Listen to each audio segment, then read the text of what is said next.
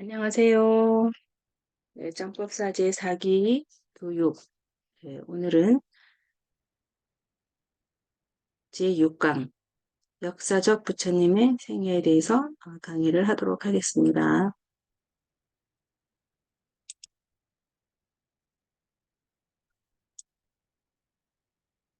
예, 역사적 부처님의 생애에서 오늘은 팔상성도를 다루도록 하겠습니다.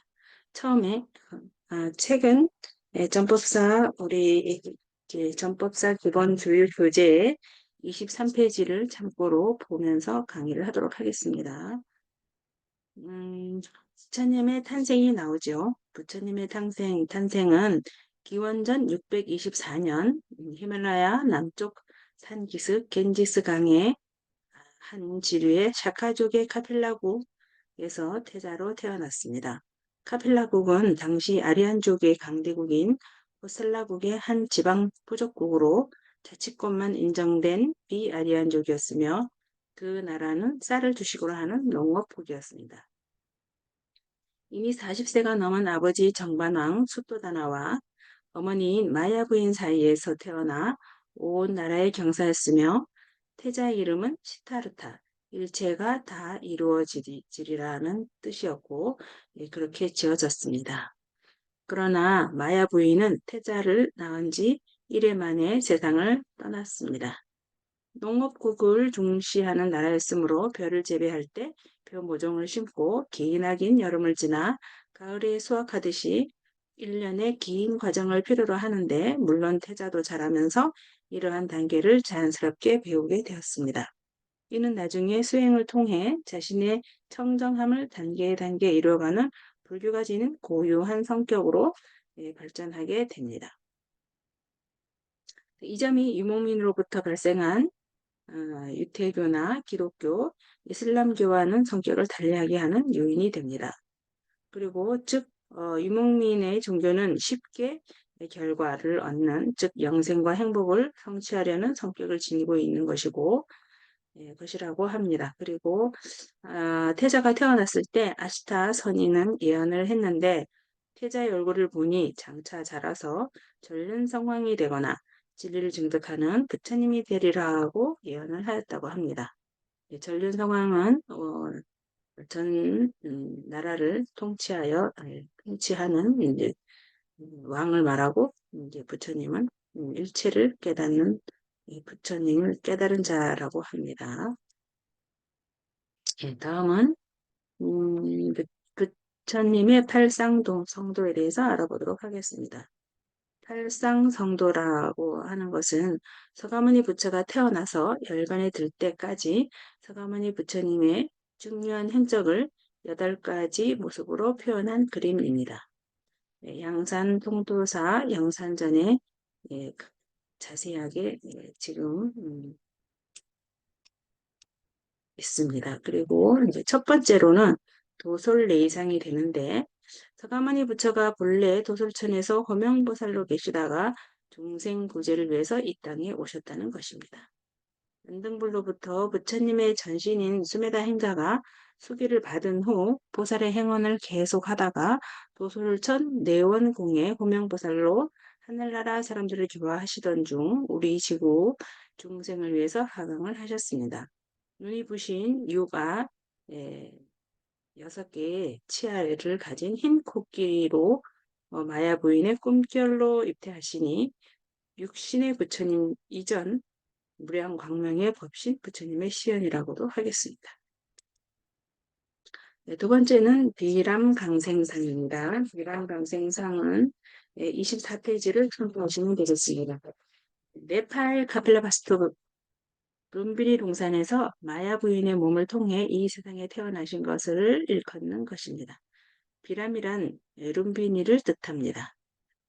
부처님은 한량없는 복덕의 몸을 지니시고 경치도 아름다운 룸비니 동산에서 탄생하셨습니다. BC 624년 4월 8일입니다.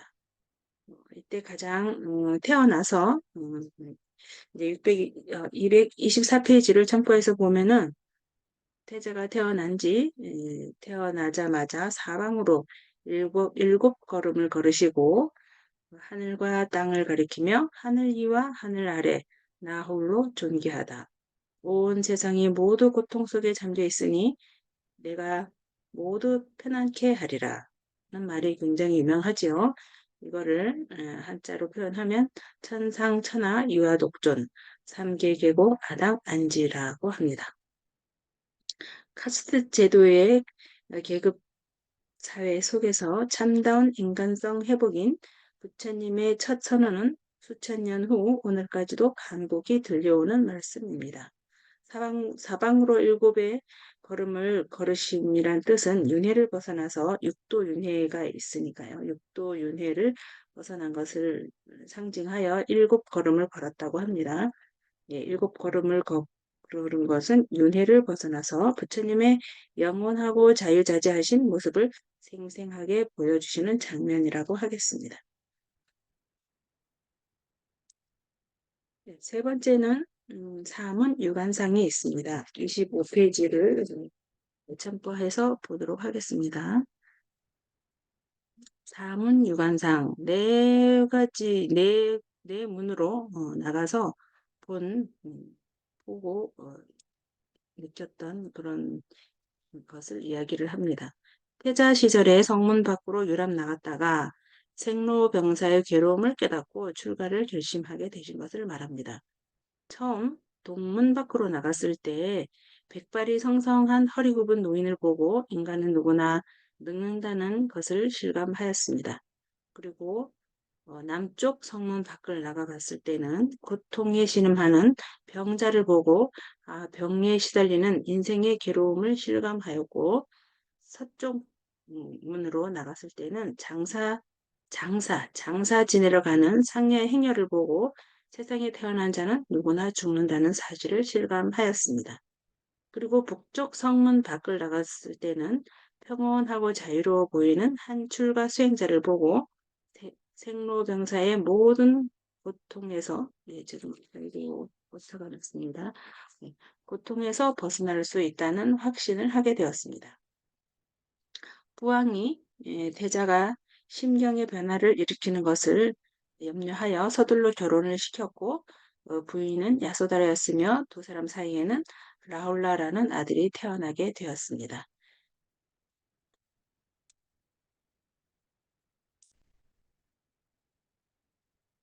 유성 출가상이 있습니다.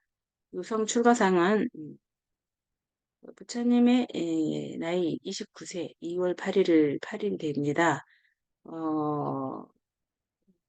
이제 부처님은 19세에 결혼을 해서 10년 동안 계시다가 10년 만에 아들 라울라가 태어났다고 합니다. 그래 라울라가 태어났을 때 는 더 이상 출가를 멈출 수 없다고 하여 한밤중에 카필라파스투 성을 떠나서 예, 출가 수행자가 되신 것을 말합니다. 아들 라울라가 탄생하자 태자는 출가를 결심하기로 했습니다. 예, 라울라라는 뜻은 장애라는 뜻입니다.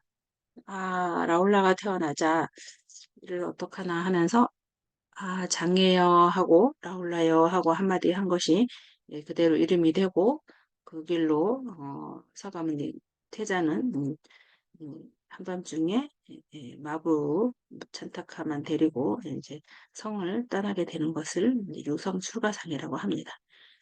여기에는 중아함경권 56에서 보면은 이때의 심정을 이렇게 서술하고 있다고 합니다. 내가 추구하는 것은 병듦이 없고 늙음이 없고 죽음이 없고 근심 걱정 번뇌가 없고 지저분함이 없는 가장 안온한 행복의 삶, 즉 열반을 얻기 위해서이다 라고 했습니다. 다음은 이제 출가를 했고 다음은 설산에서 수도하는 설산 수도상이 되겠습니다. 출가 수행자가 된 서가모니 부처가 히말라야 산속에서 6년간 수도하신 것을 말합니다. 사문 고타마는 가야 네란자강 근처 전정각산이 있는데 전정각산 깨닫기 전에 고행한 곳을 말해서 전정각산이라고 합니다. 이거를 인도말로는 둥게스와리라고 합니다. 전정각산의 고행님을 찾았으며 이곳은 시체를 갖다가 버리는 그런 아주 열악한 곳이라고 합니다. 이곳에서 목숨을 건 맹렬한 고행을 6년간 하게 됩니다. 그렇게 고행을 하고 있던 어느 날 배를 타고 가는 스승과 제자가 이야기하는 것을 듣고 첫 번째 깨우침을 얻게 됩니다. 즉 악기는 여기서는 이제 거문도 이야기가 나옵니다. 검은고를 켤 때 스승과 제자가 서로 이야기를 합니다. 어, 스승이 제자에게 검은고를 세게 당기면 어떻게 되느냐라고 물어요. 그럴 때 세게 당기면 줄이 끊어질 수 있습니다. 또 느슨하게 하면 어떠냐라고 물었을 때 느슨하게 하면 소리가 잘 안 납니다라고 이제 서로 말하는 모습입니다.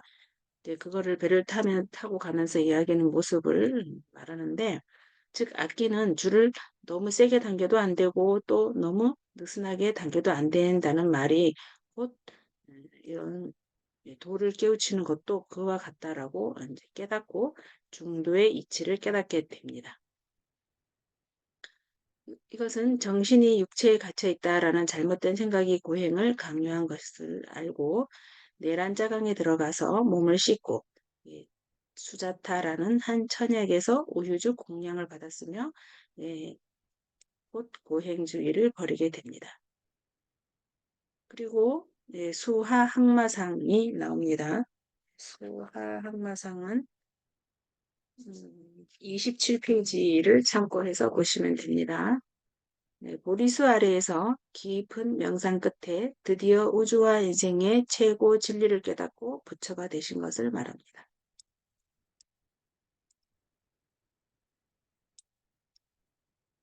서가모니 부처의 성도가 임박하자 마왕 파순이 무리를 이끌고 나타나 수행을 방해했는데 마왕을 굴복시킴으로써 마침내 깨달음을 이루게 됩니다. 마왕의 이야기는 새에 딸을 보내서 유혹하는 장면이라든가 500 군사를 보내는 장면 이런 것들이 그림에서 많이 볼 수 있습니다.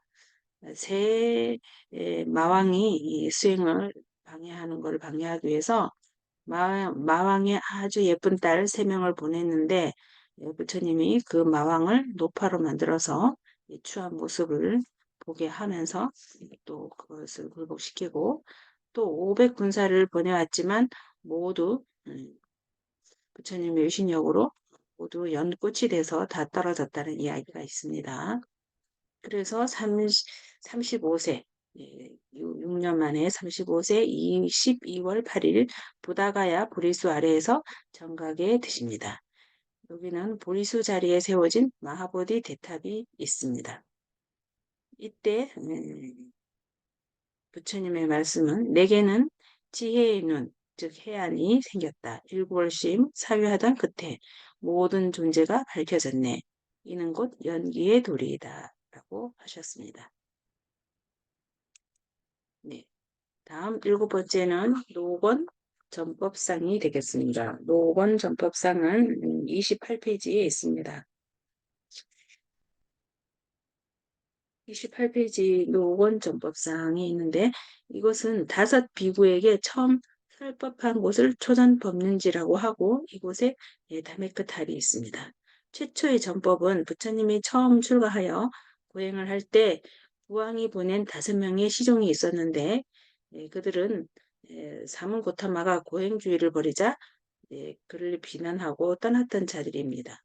그 5명을 부처님이 깨달음을 얻은 후에 누구에게 이 위대한 법을 설할까라고 생각했을 때, 뭐, 그, 누구도 이 말을 해서 알아들을 자가 없을 것 같아서 부처님이 고심을 많이 했다고 합니다. 그리고 그러자 이 5 비구들이 생각나서 이 5 수행자를 찾아가게 됩니다. 부처님은 교진녀가 이제 제일 처음 깨달은 자입니다. 교진녀 등 5 비구에게 감로의 법문을 열었으니 이를 조전 법륜이라고 합니다. 처음 설법한 곳에 이게 발언하신 노교원이 됩니다. 노교원이 되고요. 예. 이 책을 28페이지 책을 보면 어, 내 이제 강로의 법문 연하니 귀 있는 자는 들으라.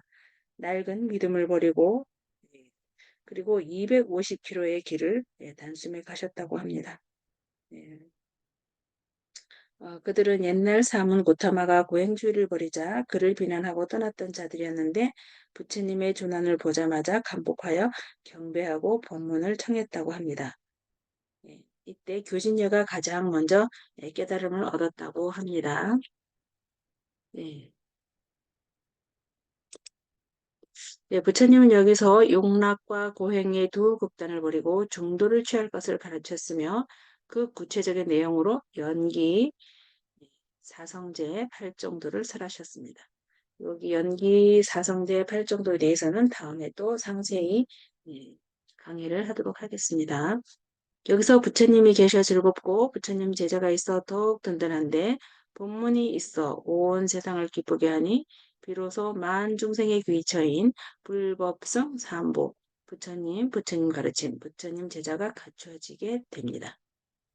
여덟 번째로는 쌍림 열반상이 되겠습니다. 쌍림 열반상은 31페이지에 있습니다. 부처님께서 45년간 전법을 하시고 80세의 생애를 마치시고 열반에 드시는 모습이 그려져 있습니다. 2월 8일이 됩니다.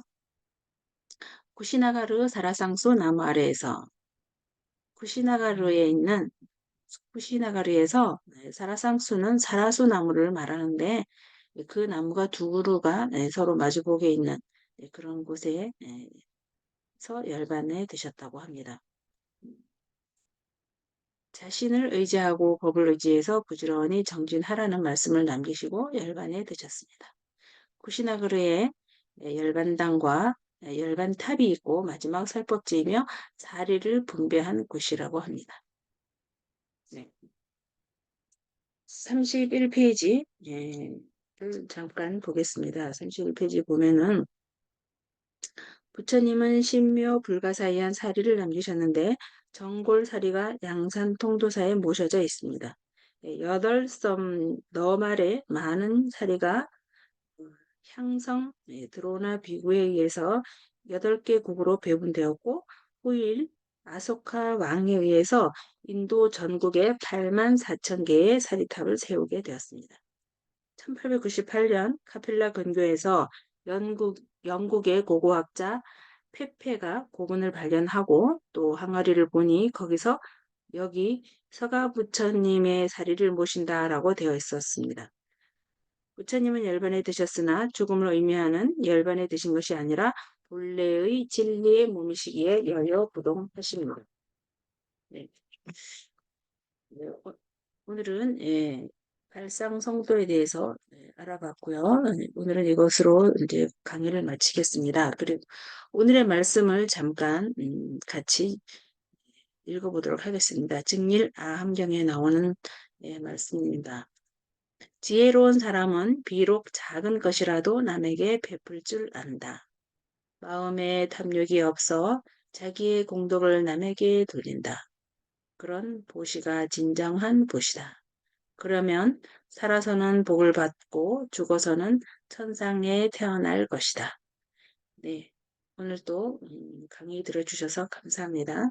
네, 동성불합시다. 나하반야바라니.